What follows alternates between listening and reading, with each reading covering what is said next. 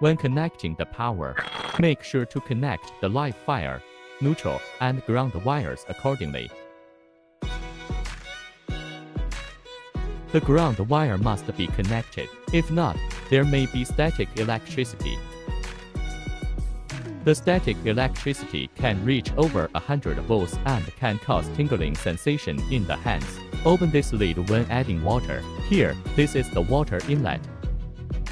Need to fill it up to the green zone, slightly above it, because after adding water for the first time, the water level will decrease when the water pump is running. And don't rush to close the lid. Wait for about a minute after the water pump is powered on and running.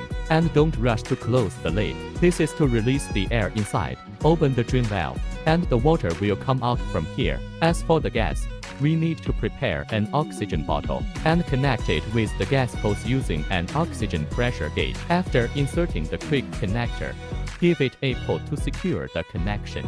Then turn on the power switch of our equipment.